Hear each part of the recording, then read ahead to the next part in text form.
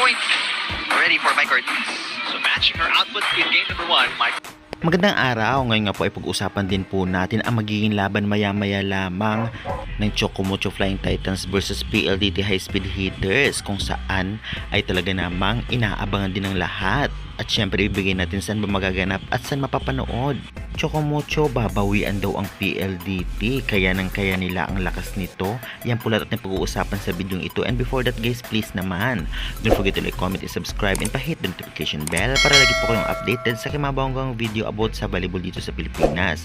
Maraming salamat sa support and pa-purchase po ng Alas Pilipinas t-shirts and PBL t-shirts sa baba. Well, ang laban nga ng PLDT versus Chocomucho ay magaganap maya-maya lamang 6:30 PM at ang venue po nito ay sa Capital Arena, Ilagan City sa Isabela.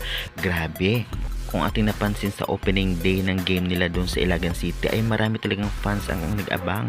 At kitang-kita nga natin na gustong-gusto rin bumawi ng Chocomucho sa ngayon dahil sa pagkatalo nila kahapon kontra nga sa Farm Fresh Foxes.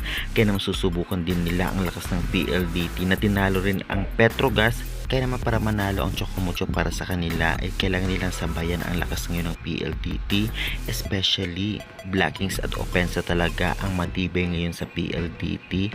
Kaya naman dapat pinag-aralan nilang mabuti ang galawan nito, lalong-lalo na ngayon kahit may mga bago sa PLDT ay kaya makipagsabayan sa malalakas na team.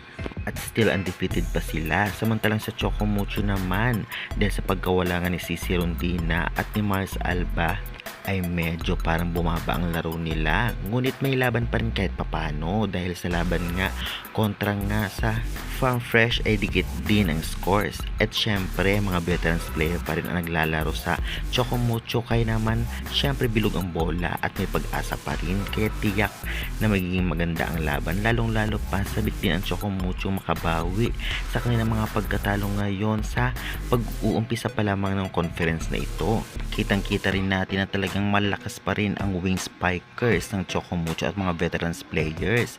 Kailangan lang ng tamang balasa para makasabay sa malalakas na team sa ngayon.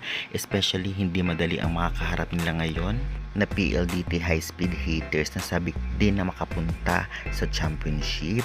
Kaya guys, sa tingin ninyo, kayanin kaya ng Chocomucho ang malakas ngayon na PLDT?